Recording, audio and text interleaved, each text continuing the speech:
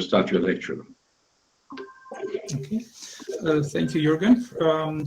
Well, first of all, I would like to thank the organizers and Professor Verma for giving me the nice opportunity to talk in this seminar. I have attended several talks, and there were lots of very nice talks, and I learned many new things. So I'm very delighted and honored to take part in this seminar. It's also my first virtual trip to India. Would like to talk about a series of projects, a series of papers that all have something in common. They start with the trace of the canonical module. So there is a lot. These are based on joint works with Jürgen Herzog, Takayuki Hibi, Rahele Jafari, and Shinya Kumashiro. So there will be several talks. It's the first time I do a talk on so many papers, but I try to cover as many of these papers. Okay, so if there is any comment during the talk, please ask. I probably will not be able to see the chat box, but please relay the questions to me.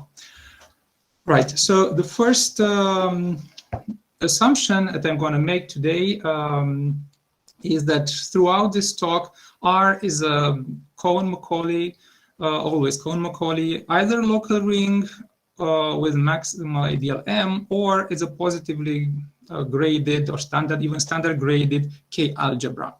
And there is always the canonical module. Well, for Cohen-Macaulay local rings, we know it's not always the case, but we will always assume there is a canonical module for our local rings. Okay, K will always be a field.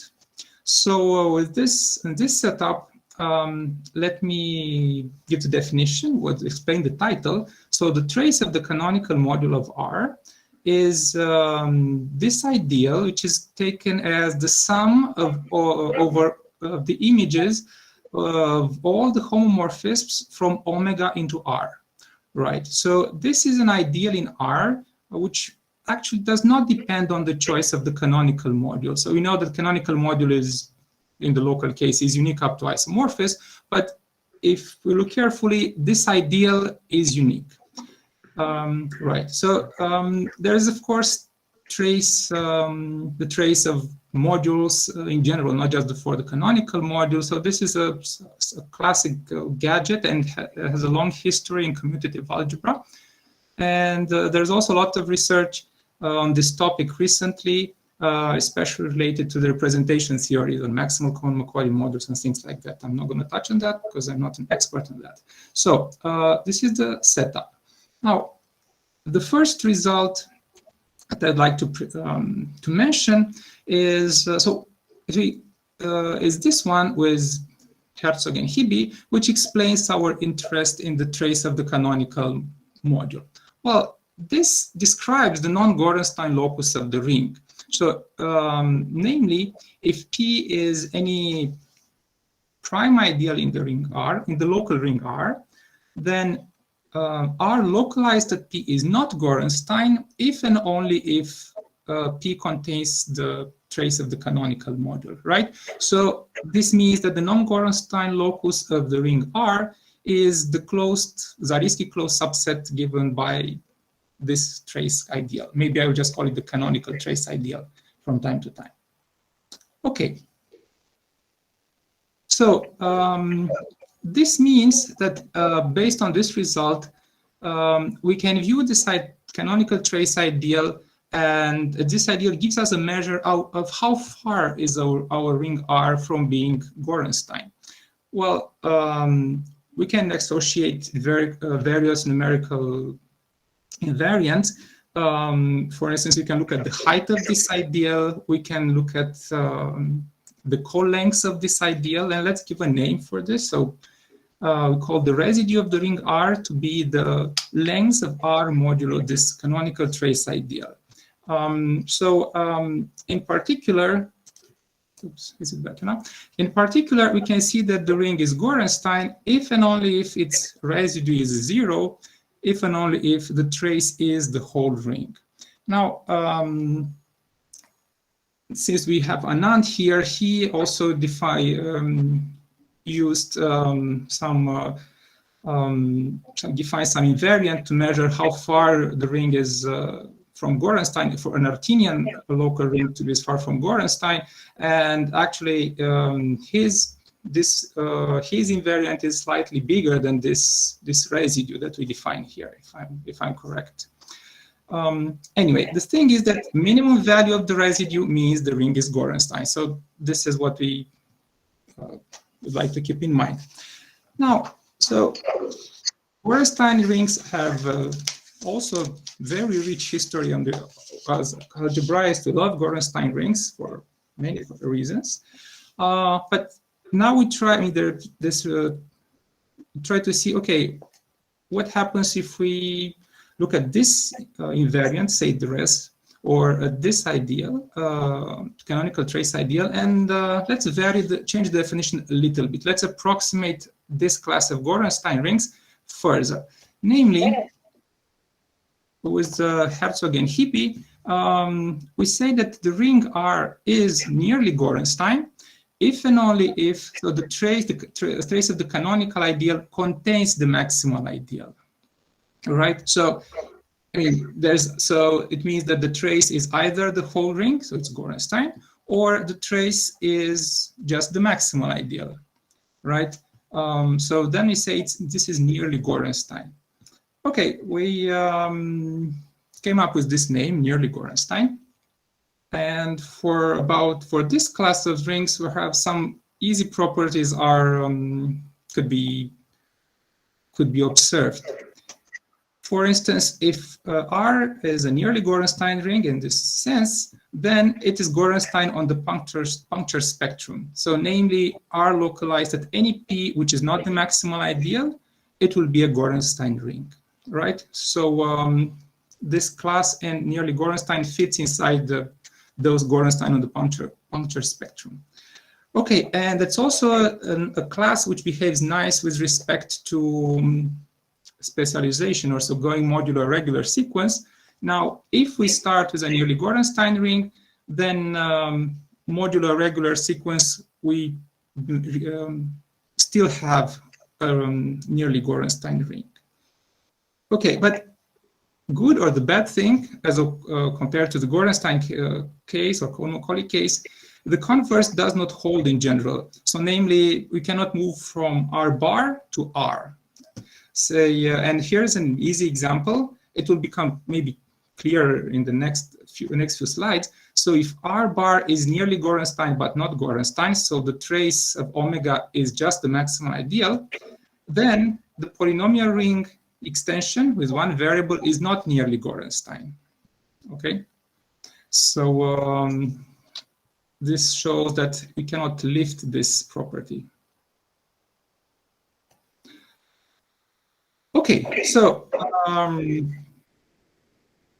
based on this trace of the canonical ideal, we introduced this class of rings. So I'd like just to quickly mention on this slide another class of ring that can be devised as technical as it may look from looking at the trace of omega.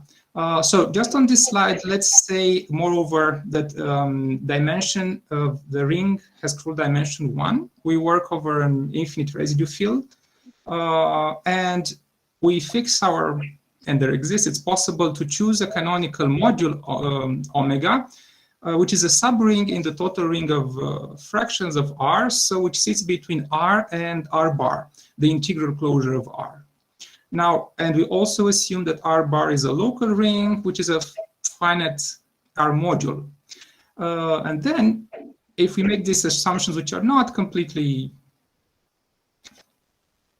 exaggerated, then one can check that the trace of the omega sits between, so of course it's an ideal in R, and which contains the conductor of this extension, R colon R bar. Right. So now, if we are not in the Gorenstein case, then trace of omega is the maximal ideal. So this covers the previous concept, nearly Gorenstein.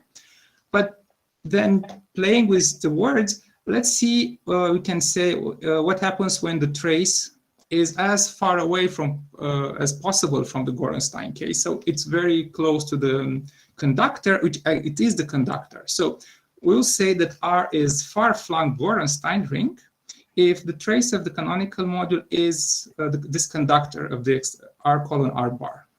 Right, so this is an ideal in R bar, but it's also an ideal in R. So it's all the elements in the field of, in the total ring of fractions, which multiply R bar into R. Now, there is this result, recent result which I have with Herzog and Kumashiro. Actually, there's a nice characterization of this situation.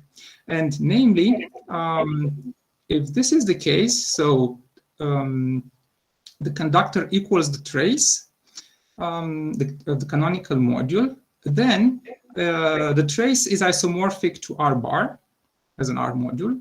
And it is even nicer, recall that I said that omega, our choice of canonical module, is a subring in R bar. So omega squared is R bar. Sorry, there is a misprint there. It's not R bar square. It's omega square is R bar. Okay, so that's all I want to say about the far-flung. Actually, not almost all I want to say. Let's give some examples about nearly Gorenstein and far-flung Gorenstein. And say, so we sit in dimension 1, and we have a sub-ring of the power series ring in one variable, generated by monomials corresponding to, so whose powers are in arithmetic sequence, so arithmetic progression. Right, so if you have A plus D, A plus n minus 1 times D, right, so say A and D are co-primed, the semigroup that generates a numerical semigroup. So we showed with Herzog and Hibby that this ring is always nearly Gorenstein. It's a nice class of rings. And if we further assume that this has minimal multiplicity, say, so this means that the number of terms equals A, the smallest generator, then this is far-flung Gorenstein, if and only if these ones, so these are consecutive numbers. Okay, how did we get these examples? It's not so completely obvious, actually. So this actually involves some hard work. So all is based on the problem of how can one compute the trace of the canonical module? So this is a basic question. So we have two ways to compute this ideal, and each will have its advantages. So firstly, so this is one method. So this looks complicated. It's one theorem which just fills the slide, but it's let's look at the exact sequences. Let's look at the pictures. So R is our Cohen-Macaulay ring, which has a local Cohen-Macaulay ring which has a canonical module omega. And then let's say we view it as a quotient. We have a minimal presentation as a quotient of a regular local ring, right? So it's S mod J, right? So J is in the square of the maximum ideal of S, right? So it's a minimal presentation. Then, so we look at the minimal free resolution of R as an S module. This is possible. And we look at the very end, at the last map. Now, this we know that this is connected to the canonical module of R. So now, if we look at the last map, say call it phi sub p, so this is a map between three S modules. Now we go modulo, we go with this, we go onto R. So R is S mod J. So we go modulo the relations, and we get psi, what is called here psi sub p. It's a map of three R modules, right? And then imagine this map has a kernel, how we have some vectors there, and you look at the entries that generate the entries in these vectors. Punchline is that the trace of the canonical module omega is generated by these elements in the vectors that represent the kernel of the map psi. Okay, so this is not This is easy to say, but this is one way to view it. And we'll have an application.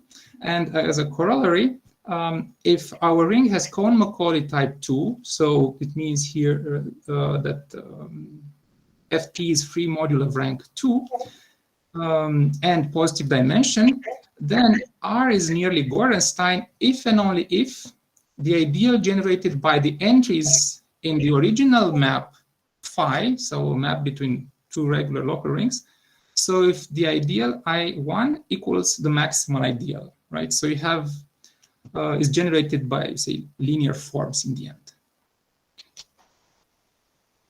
Okay, so as an application of this statement, so let's look at this example. We look at families of, so 3 generated numerical semigroups. So we pick 3 numbers, and 1 and 2 and 3, they are co-prime. So such that this is not Gorenstein, so the semigroup is not symmetric. This is a pretty well understood situation. What happened? It can be described pretty nicely by. It was described pretty nicely by Herzog in the 70s already. So let's say we are not in the Gorenstein case. So this will be a Cohen-Macaulay, one-dimensional Cohen-Macaulay local ring of dimension 1. Right. So how do we find the presentation of R? It's so of course we assume that, so this is not symmetric. We assume implicitly that the embedding dimension of this ring is 3. So we cannot have N1 alone being a combination of N2 and N3 and etc. So Herzog proved this in one of his first papers, maybe, or was it his first? Maybe he can confirm for us that if you look at the first positive multiple of each N1, N2, and N3, and which is also a combination of the 2 other generators. So you look at the first, the first equation. Oops, sorry. Look at the first equation here. I look at the first multiple of N1, positive multiple of N1, which is a combination of N2 and N3 with non-negative integers, B2 and A3 here. Right, so in principle, so you can do this for N1, N2, and N3, and you can prove that actually this, under our assumption, so not symmetric semigroup, these A's and B's and C's are unique. And you can fill these numbers in a matrix, when you put as exponents of some monomials in this matrix A, so say the structure matrix of the semigroup, or some people call it the Herzog matrix of the semigroup, right? So if you look here, so if you have on each row you have x1, x2, x3 at some powers, which you can, the coefficients that occur in these equations, and then you shift in the second row the order and also the exponents. Okay, so the theorem of Herzog is that defining ideal of this semigroup ring, which has Cohen-Macaulay type 2, is the ideal of 2 minors given by the 2 minors of this matrix A. Right, so this is a dimension. Its relation ideal has height 2, so we can, embedding dimension 3, we can compute the resolution looking at the Hilbert-Birch theorem. And so we have a minimal presentation for the ring R. So R was the semigroup ring. And we know what's the last map in the entry in this resolution, and namely is the transpose of the matrix I showed you on the previous slide. So that is A here. Right, so using the statement, the theorem I showed you before about computing trace of omega, well, with this notation, assuming R is not Gorenstein again, so set, say Di is minimum of Ai and Bi. Okay, then the trace of omega is the ideal in R. R was the semigroup ring generated by these 3 monomials, right? So it's a power of the first generator N1 to so T to the N1 to the power D1, T to N2 to the power D2, and so on. And the residue, recall that the residue was the co-length of the trace of the canonical module. So the res has this very simple formula. It's D1 times D2 times D3. So namely, so consequently, in this setup, the ring R is nearly Gorenstein, if and only if, so the residue is at most 1, but it cannot be 0 because it's not Gorenstein, so it means the residue is 1. So you have the product of 3 numbers, which is 1, 3 integers, okay, positive integers, so it means that they all must be 1. Right, so in this, this appeared actually a week ago, and this paper with Herzog and Hibi, and so we can go further, and based on this, on the fact that D1, D2, and D3 is 1, oops, sorry. Right, we can say, okay, if so if they each of them is 1, going back to this matrix, it means that you can say there are actually eventually 2 patterns that fit here. So they all have 1, 1, 1 on the first row, or 1, 1, 1 in the second row. So it's the same pattern. It doesn't count as the second one, right? Or you have an L, 1, 1, 1. So 1, 1, 1, right? So, and eventually can classify, we can parameterize completely N1, N2, and N3 such that the ring, this semigroup ring is nearly Gorenstein. Okay, so it's nice. We have more examples to play with. But there is also another method to compute the trace of the canonical module, and this is what was very useful for us, especially in examples coming from combinatorics. So I introduce another type of Gorenstein. This say R is generically Gorenstein, which means that R localized the minimal primes, which are the same as the associated primes, is a Gorenstein ring. So as sophisticated as this may be, have a think of this, so a domain, a Cohen-Macaulay domain is generically Gorenstein, right? Because there is 0 is the only minimal prime, and localizing at 0 you get a field, right? So domains or reduced rings, Cohen-Macaulay domains or Cohen-Macaulay reduced rings, they are all generically Gorenstein.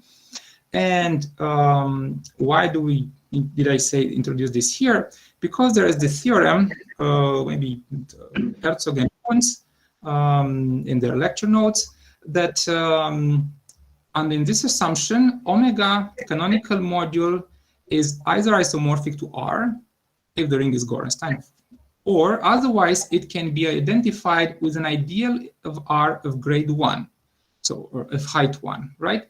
So then one can, using more general things, but it's an easy lemma to see that the trace of the canonical module, or the trace of the canonical ideal in this case, right, you can say, is the product of the ideal omega and the anti-canonical ideal, what is called the anti-canonical ideal of R, omega to the power minus 1. Now, what is this gentleman here? So omega to the power minus 1 means all the elements in the total ring of fractions of R, which multiply with omega, land in R, right? So since if omega, we call omega a canonical module, this is so a canonical ideal, then this will be called an anti-canonical ideal. Okay, it's natural. Okay, so these are general things that will be useful for us. And as an application of this method of computing the trace is the following result on Veronese subalgebras. So let me recall what this is. Say if R is a standard graded K algebra, and D is some positive integer, then the D's Veronese subring is obtained by keeping from R only the components, the homogeneous component of degree multiple of D. So R0 plus RD plus R2D and so on. So you really throw a lot of things out of the ring. And this is called D's Veronese subring of R. Now, this is still a standard graded. You can still view it as a standard graded algebra by letting the elements which were sitting before in degree D now to sit in degree 1. Okay, you don't lose anything, so you can view it as standard graded. And based on the previous theorem that the trace equals omega times omega minus 1, so I will not give the details in the proof. It's not too technical, but let's try to stick to explain the results. So the result that I like a lot is that so if your ring is standard graded and Gorenstein, this is important, of positive dimension, so we don't want fields there, then all its Veronese subalgebras are nearly Gorenstein, right? So I like this result. I'm of course biased, but yeah, it's you get a lot of nearly Gorenstein algebras this way. Right. So the easiest example is you take a polynomial ring over a field K, and then the D's Veronese subalgebra is just the subalgebra generated by the monomials of fixed degree D. Okay, so there's lots of them. It's a nice toric ring, and in the end, you get these are always nearly Gorenstein. And they are not a lot of, I mean, most of them are not Gorenstein because there are situations, there is an arithmetic criterion rating N and D. When is this Gorenstein? So you get a lot of meaningful non-Gorenstein algebras which are not Gorenstein. Okay, right. So again, this is based on the fact that we can identify omega, and in this case, it was a copy of the ring, and you can also identify what was the omega minus 1. Okay.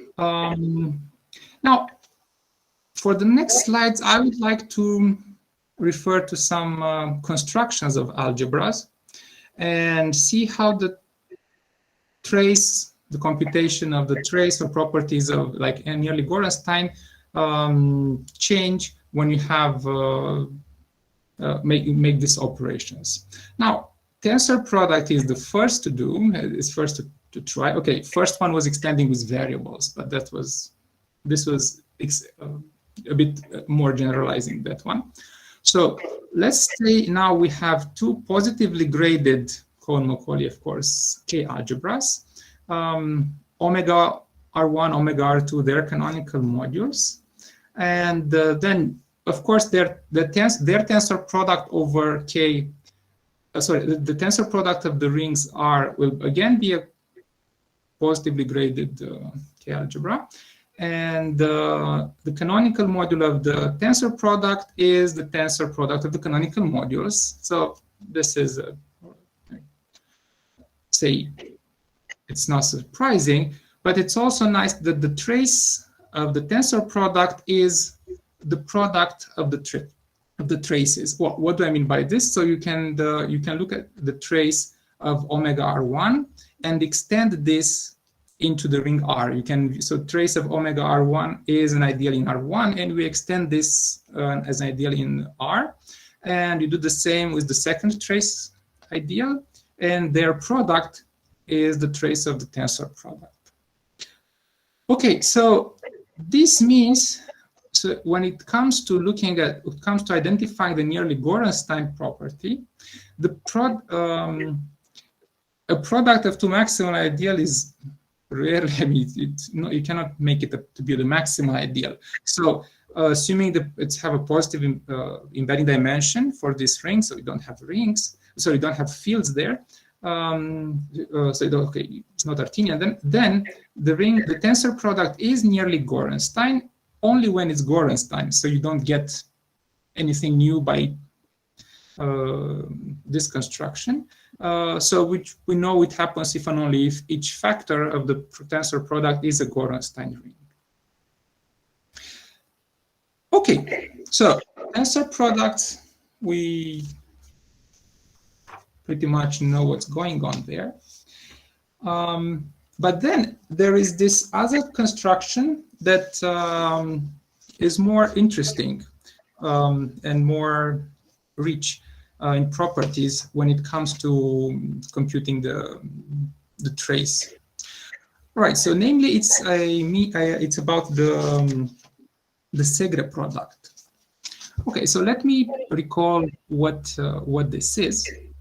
So, say you have R and S are n-graded K algebras, and the Segre product is a graded algebra, so R sharp S here, so whose i's graded component is the tensor product of the i's graded components of R and S respectively, right? So this, you can view this as a subring of R tensor S, but you just look at R1 and S1 and R2 and S2 and so on. Right, so this is the Segre product. Now, there's a classical paper of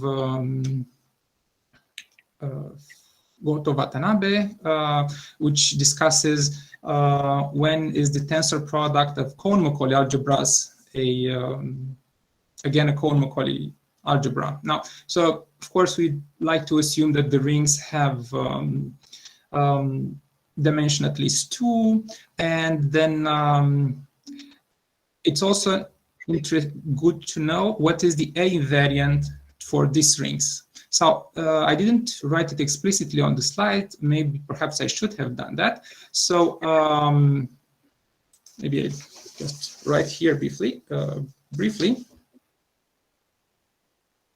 I can. Sorry. Oops. Let's see if technology is working. So when I look at the A invariant of the ring R here, this is negative. The smallest component,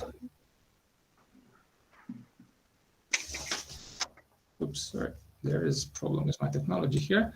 So the smallest I, where omega R has an element in degree I, a non-zero element in degree I, right? So you look where the canonical module starts having non-zero meaningful elements, right? So minus this quantity, it's the A invariant of our algebra.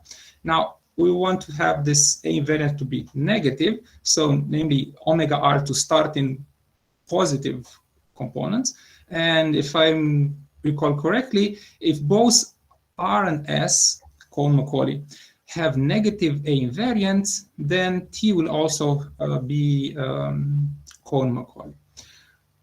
Right, so now let me,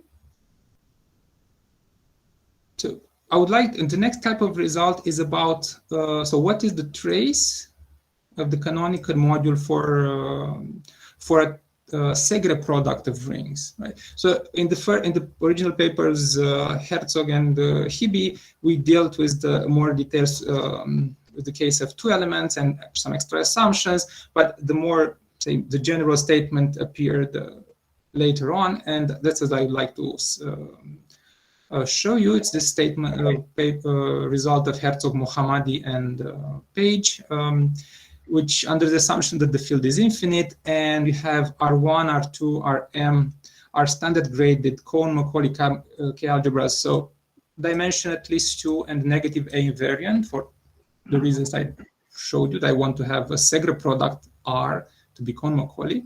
Then the trace of the canonical module of omega and the trace and the Segre product of these ideals, of the traces of the factors in the Segre product, they agree for all L which are large enough. Well, actually, if I recall correctly, they have a candidate for L, from which these 2 ideals and the left one and the right one coincide. But this is very nice, especially this is nice when you like want to compute the height of this ideal of the canonical module. Okay, so Okay, let me go back to this to the hypothesis of the statement of Herzog, Mohammadi, and Page, which says so you have a Segre product of algebras, dimension at least 2, and negative A invariant. So now this gives you an approximation of their of the trace of the canonical module, so in high degree. But then if we assume that each factor is Gorenstein, well, then omega, the canonical module for omega is just a shift of R. Now with A invariant and AI, and let's say we order this R1, R2, this rings such that their A invariants are increasing. A1 is less than A2, less or equal than AM, negative. Then the trace of the canonical module has a very simple expression, namely it's a power of the maximal ideal in the Segre product, and this power is the difference of A invariants, right? So in particular, when is this Gorenstein? Well, it's Gorenstein when the smallest and the largest invariant, A invariant, are the same, so they're all the same. When is this product, Segre product, nearly Gorenstein? So nearly Gorenstein, then it means that the difference between the largest A invariant and the smallest A invariant is at most 1. So it's 0 or 1, okay? So in particular, if you take, okay, we need Gorenstein factors, take a polynomial ring. So if I look at the Segre product of two polynomial rings in R, respectively in S variables, then this is nearly Gorenstein if and only if R and S differ by at most by 1. Okay, R equals S means it's Gorenstein. R minus S is 1, it means it's nearly Gorenstein and not Gorenstein. Okay, so careful, this is not a polynomial ring, it's a toric ring generated by the monomials xi, yj in the polynomial ring in the x's and the y's.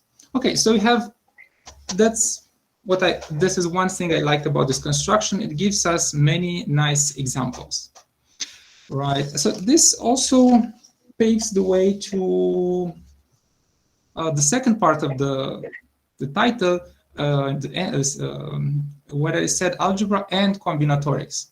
So there's several classes of rings which are of interest to combinatorialists and algebraic combinatorialists, and where the Segre product shows up. So first, I would like to talk about the Hibby rings. So this have occurred in, it sounds technical at the beginning. I mean, it is technical to be fair, to give the definition, but since they showed up in various talks in this seminar, like Professor Miyazaki and several and others, I guess, so I'll try to be very brief and give the idea. So you start with a finite, sorry, let me go back to full screen. Right, so we start with a partially ordered set, P, say call it a poset, on n elements, and the subset, it's called an order ideal if it's close to going down. So if I have an element in this in I, and U an element which is in P which is smaller than V, then U is also in I. Then we can look at the set of all order ideals in P. For instance, the empty set is an order ideal, or right? So look at all these order ideals in P, and if we look at if you can order this with respect to inclusion, and if we look at union in the intersection, this becomes a distributive lattice. And pretty much any distributive lattice occurs, finite distributive lattice shows up in this way. Now, definition, what is a Hibby ring of a finite poset P like this? So this is a monomial subalgebra in the polynomial ring with, in the variables T and x1, x2. Sorry. It's not catching online. So we have so in the have as many variables as elements in the poset plus one to homogenize. So what are the monomials for each order ideal I in P? You look at the products of all the variables corresponding to that order ideal, and you say you homogenize. Sorry, you mean you want to put this seat in degree 1, so you add this extra t. Okay, so this nice, interesting objects. Maybe it's hard to visualize them if you see this for the first time. They have some nice properties, and this is what Hebe showed in the late 80s or early 90s, if I'm correct. So this semi-historic rings are normal, and based on Hochster's famous theorem, this will be Cohen-Macaulay. So it's a domain, and it has dimension cardinality of P plus 1. Okay, so the number of variables in this polynomial. Right, so since we have a normal ring, a Cohen-Macaulay ring, we can look at talk about its trace ideal because it's a domain, and we can also look at the Gorenstein property. Why not? Okay, so first some terminology. In the poset P, when we say a chain of lengths n, there's a misprint here, it's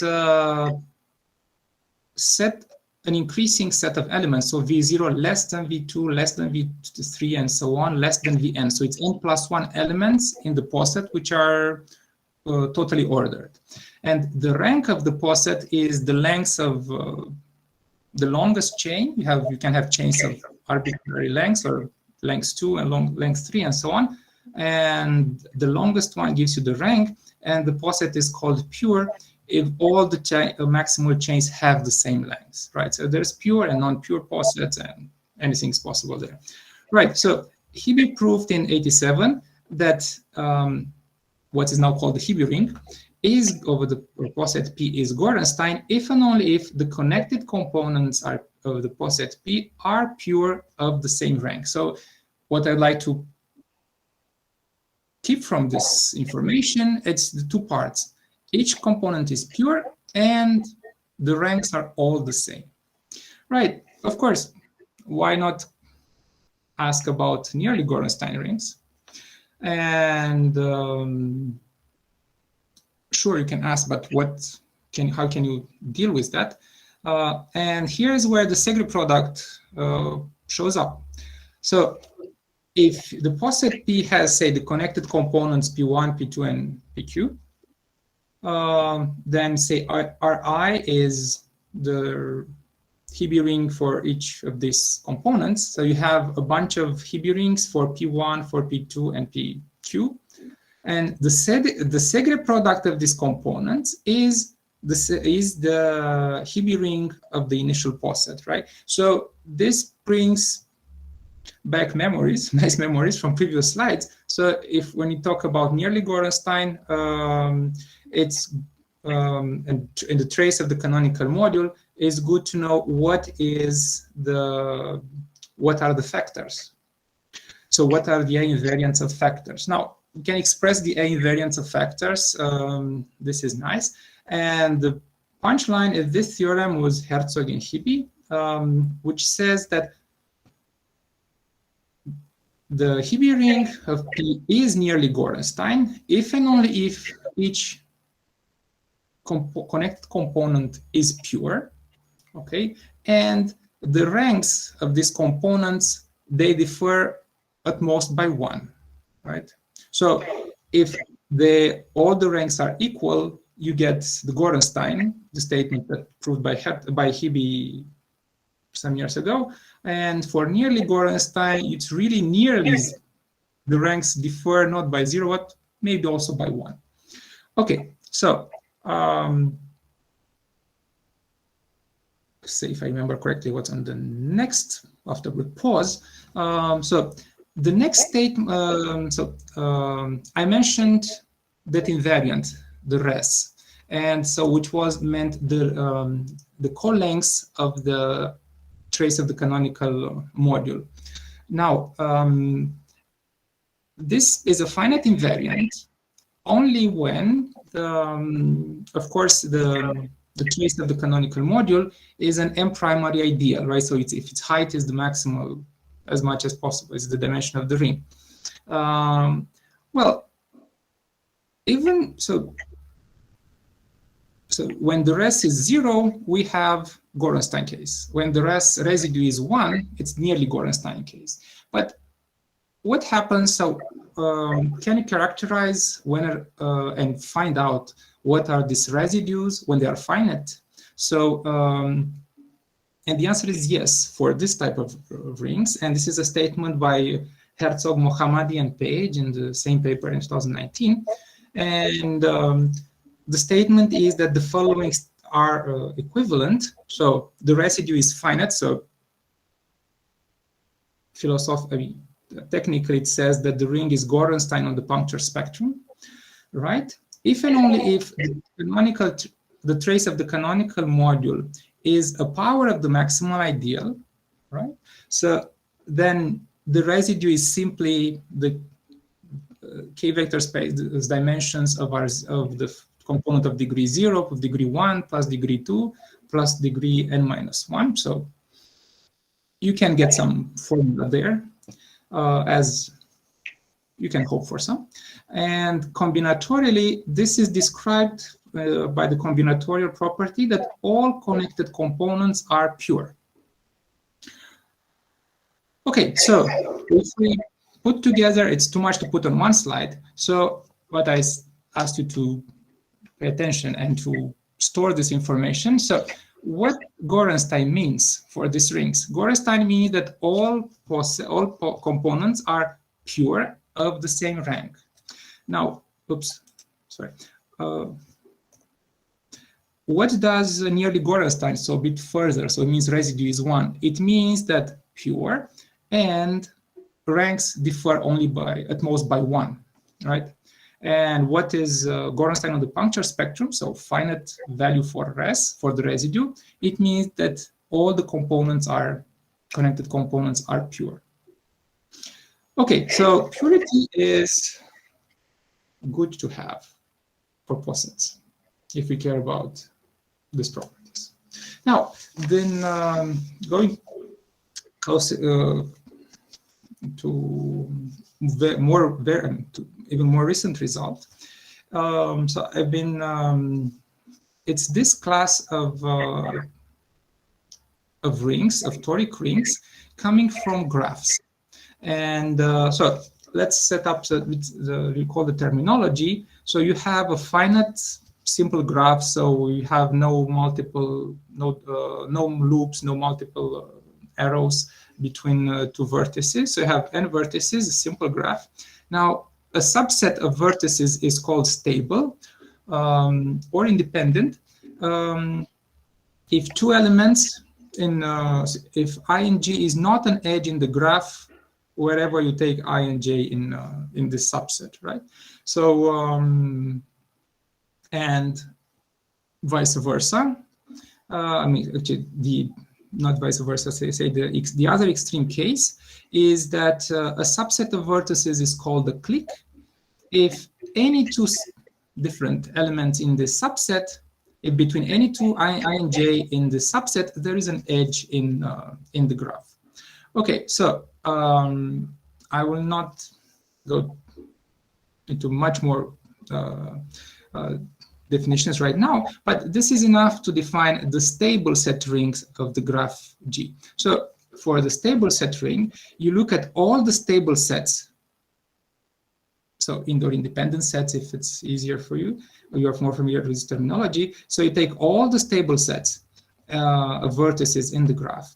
You look at all the, you look at the product of variables, so the monomials, the monomial you can make with this vertices, and you multiply with t. So the toric ring generated by this monomial is the stable set ring. At the same time, this is the toric ring associated to a polytope. It's what people in research call it in optimization and operations research calls the stable set polytope. So namely, you take for each stable set, you take one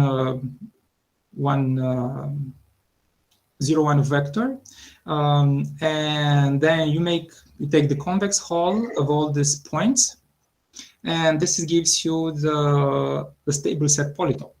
Now you place this polytope in you embed this. You put adding one more coordinate. You'd like to place this polytope at height 1. So this explains the variable t here. And then you look at the monomials you get from this vertices, multiplying elements coming from this polytope. Okay, so fortunately or unfortunately, it's not clear, as I know, it's not clear what are the equations for the facets of this polytope in general. The nice case is,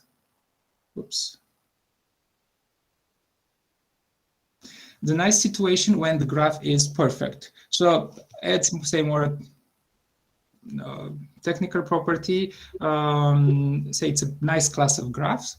It's where it's about the chromatic number being equal with another invariant of the graph. And so for this, assuming the graph is perfect and there's a rich class of such graphs, our ring of stab G is normal, hence Cohen-Macaulay. Now, Osugi and Hibi in 2006 showed that this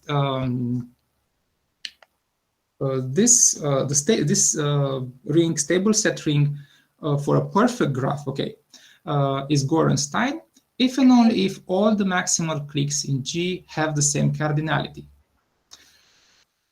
Now, now you can guess where you would like to get. So what is nearly Gorenstein? And for this, we make this observation that if the graph G has the connected components G1, Gs, then stab G, so the stable set ring for G, is the Segre product of the stable set rings for the connected components, right? So this brings back nice memories again when it comes to computing the trace of the canonical module for this Segre product. And here is the result, which actually it was similar to what Herzog and Mohammadi Page proved for Hibi rings, and which we were inspired by this result. And I say, why not? It's not, maybe it holds for this type of rings as well. And it does. So say you have a finite, simple, perfect graph. We have connected components G1, Gs, and the clique complex has dimension di. Now, what is the clique complex? Delta Gi. Well, it's the simplicial complex where whose faces are the independent sets, right? Or the stable sets of, sorry, I'm jumping ahead. So whose faces are the cliques in G, in Gi, right? So we have each connected component has a certain clique, delta Gi, and have a dimension di, and say we order this component such that d1 greater than d2 greater than ds. Right. This has to do with because of the A invariant of the stab of Gi is a linear, depends on the i's. So say if R is a stab of G and M is the graded maximum ideal in R, the following statements are equivalent. maybe I read it from the last one. So the trace of omega is an M primary ideal. We said it's Gorenstein on the puncture spectrum, right? So the rest is finite. If and only if the trace is a power of the maximal ideal, right? As it was for heavy rings. And that power essentially is the difference between the largest, d1 minus ds, the largest and the smallest dimension of the Clique-Long complex. And combinatorially, this boils down to having each connected component a pure graph, right? So purity is again important for our rings. Okay, and moreover, as a corollary, we get a result which actually we had obtained first, that this stable set rings is nearly Gorenstein if and only if each connected component is pure, in the sense that delta of GI is pure. And there is a difference at most one between the largest DI and the smallest DI, right?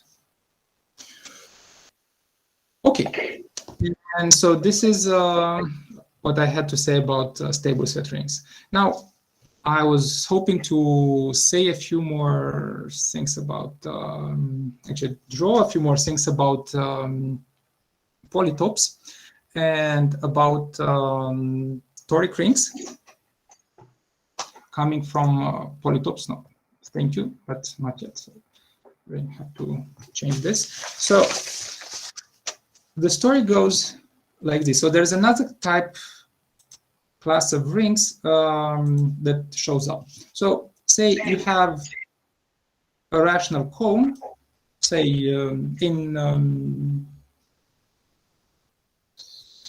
oops.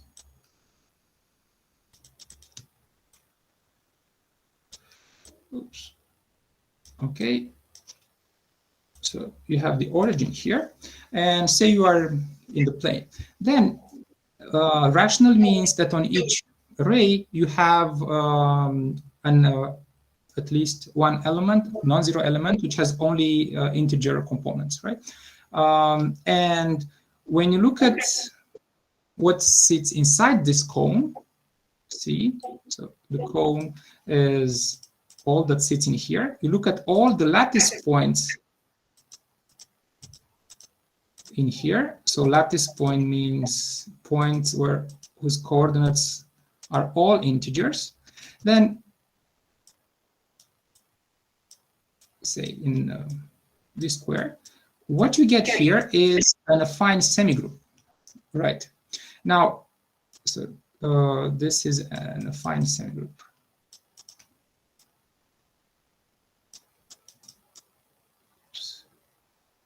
Of rank 2. Now, of course, you can look at and you can do this in higher embedding dimension, of course. Now, when you look at the toric ring generated by the monomials whose exponents are in this affine semigroup, then of course you can ask, well, when is this Gorenstein? Whether this is nearly Gorenstein or has other nice properties, right? So when this is so there are some results, say say of Hebe, when characterizing when this is Gorenstein, so for arbitrary embedding dimension, right? But the situation is pretty unclear for nearly Gorenstein case, or what is the trace? What is the trace of the canonical module for this ring? One knows that the points inside, really inside, so in this cone, the lattice points inside this cone generate the canonical ideal by theorem of Danilov and Stanley. But what is the trace of this thing? We really don't know how to express it nicely. However, the theorem that we have with Herzog and Jafari is that, oops, is that in dimension 2, KH is nearly Gorenstein, right? So again, in dimension 2, right? And this is not the case in dimension 3 and on. It's not always the case in dimension 3 and on. But I wanted to also mention this result because I think it's nice. And it's also a nice way to close this talk. And thank you for your attention. Thank you. Okay. Dumi, thank you very much for your nice lecture and survey on nearly Gorenstein and the propaganda for nearly Gorenstein. Are there any questions? So I have a question. Can I? Yeah, sure. Okay. Go on. So for a non-perfect graph, is there any condition known that for which the stable ring will be Cohen-Macaulay or Gorenstein? No. I don't think so. In the case of non-perfect graph, the situation is very complicated. Okay. Yeah.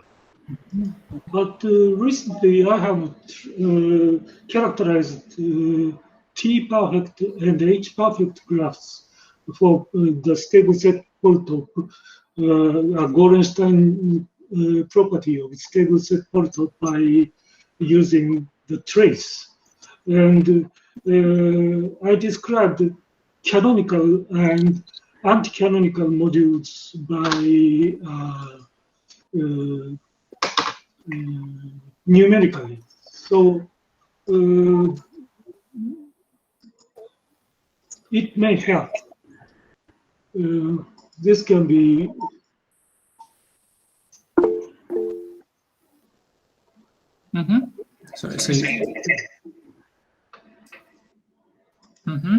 Okay, thank you for the. Okay, but this is the Erhard ring, and it's not exactly the same thing. I believe. Yeah. Okay. It's very related. Hudson, since in that case you said that if G is perfect, then it is normal. Then if normal, then the Hudson and this ring is the same. Yeah. I think the probability if we go outside the perfect world, it's maybe the this stable set ring is not. The polytope doesn't have the IDP property, or so maybe you cannot identify the Erhard ring with this stable set ring. If I'm not mixing things, right? But IDP is equivalent to the normality.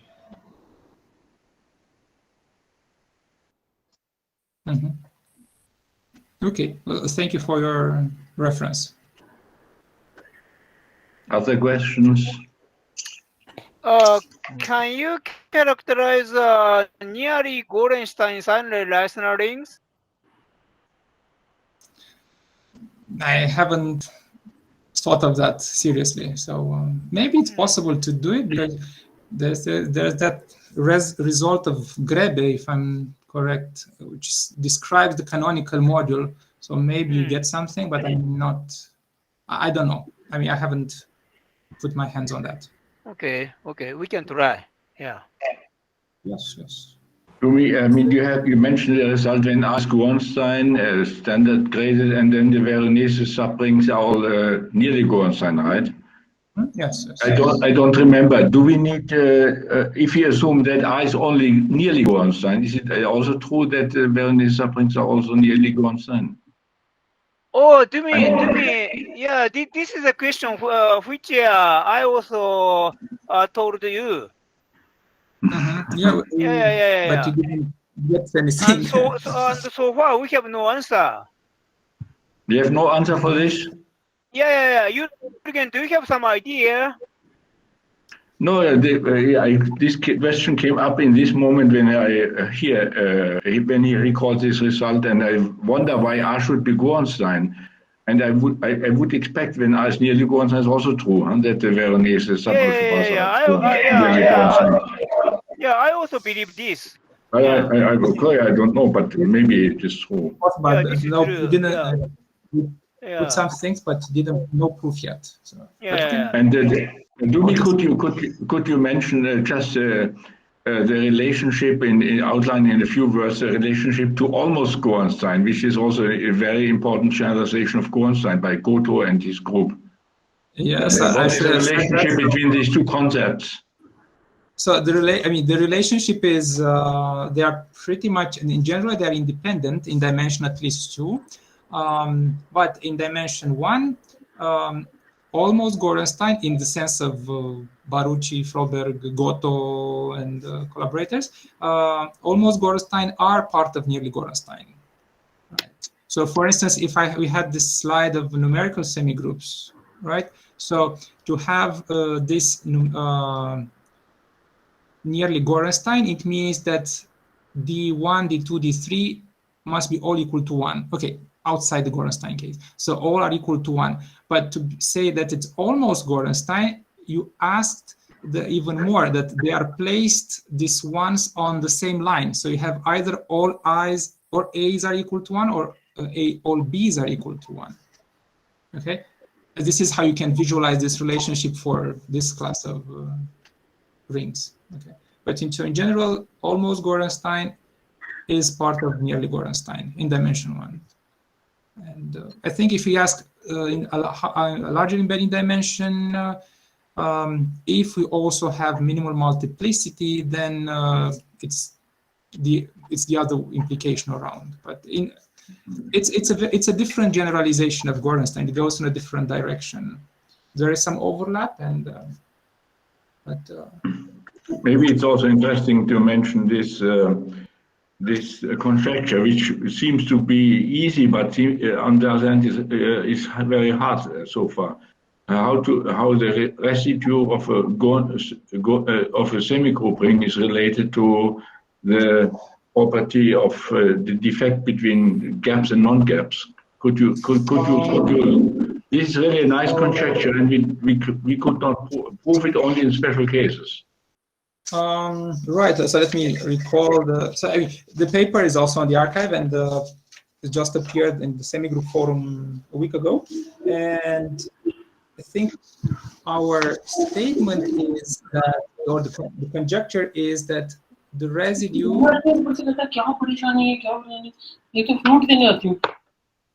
of this semigroup ring is at most the non-gaps in the semigroups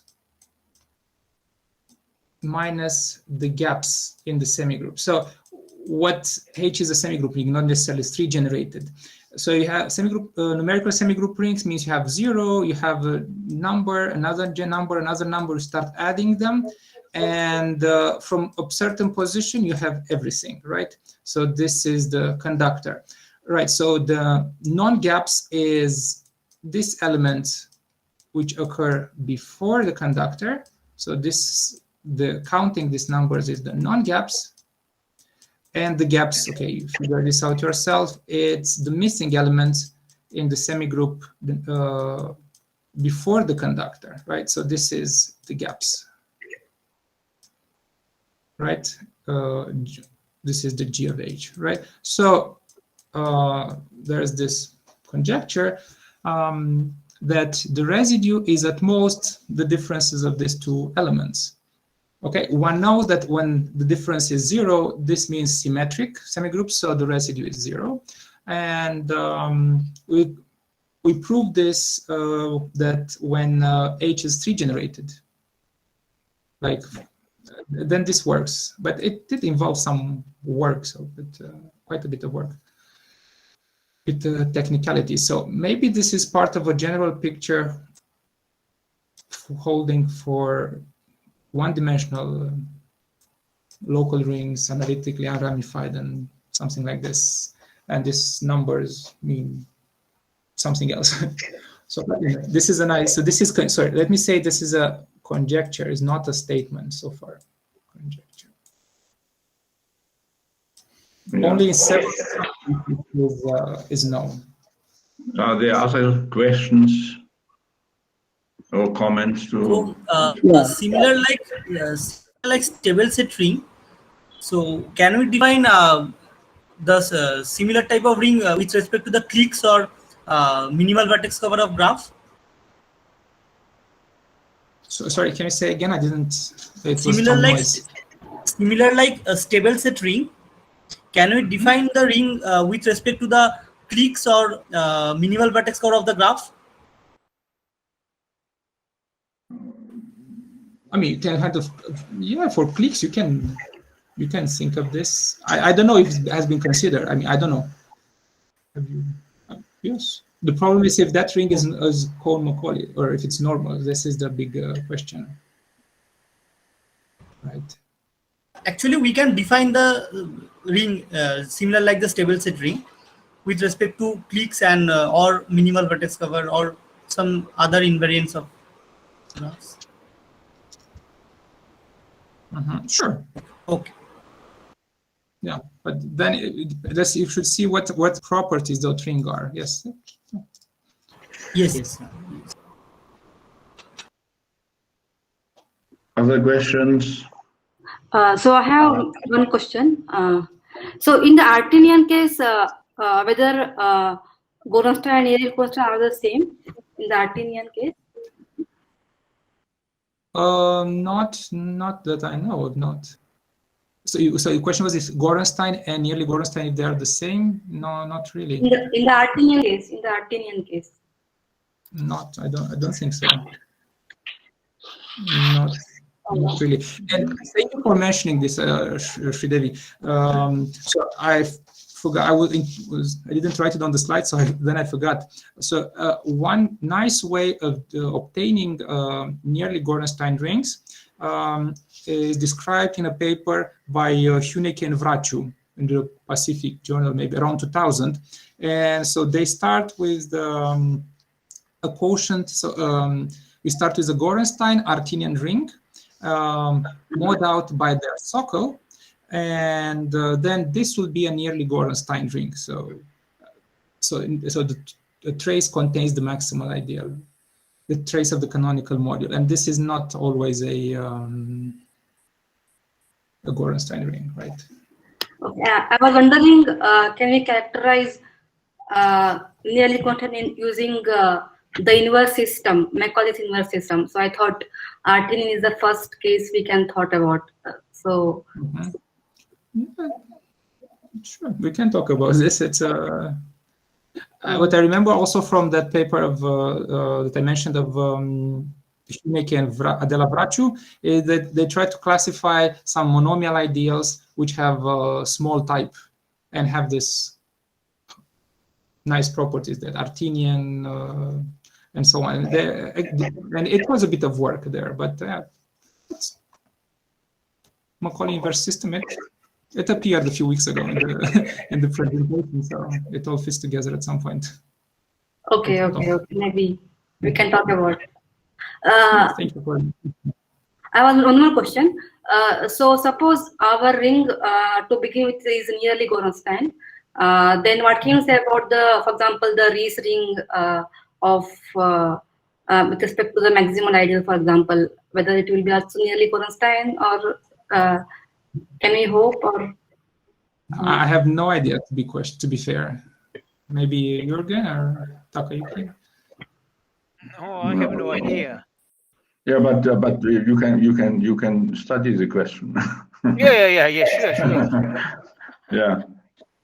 I mean, in all the questions, for all the classes of algebras where you got some results, some very nice results, we had a good understanding of the canonical module, right? So this helped. Without in all the cases, Yeah, under nice assumptions, Johan has also a good idea about the canonical module for the Ries ring under good assumptions. Yeah, so there's a chance to say something about it. It's a nice problem, really, indeed.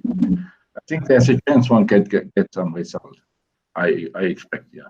because there are several papers how to find the canonical ideal for a Ries ring, of course, with some extra assumptions. Yeah. Okay. Okay. Yeah. Nice questions. Yeah, Think about until next talk. Yeah. Thank you. More problems, more questions? Yeah, I have one question.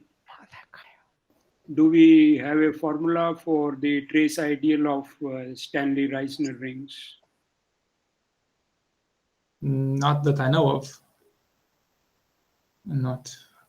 Trace of which trace of what? The trace of canonical module for Stanley-Reisner rings. Yeah.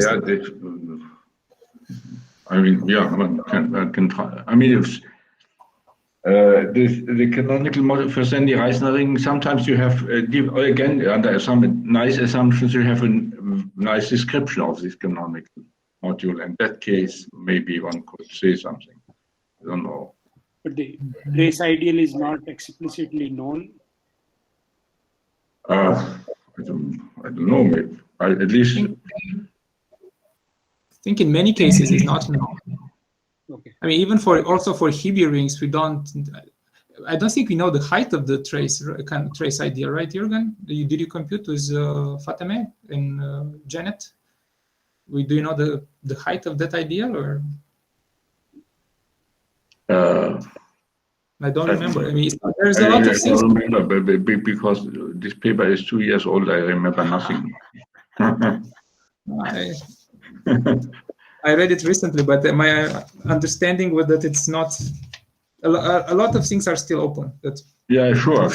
Yeah. Sure. This is sure. Yes. Right. Okay, then if there is no further question, I would like to thank Dumi again for this nice survey lecture, and I hope there will be many more people to study nearly Gornstein rings. Yeah. Okay. Thank you. Thank you very much. Okay. See you. Goodbye.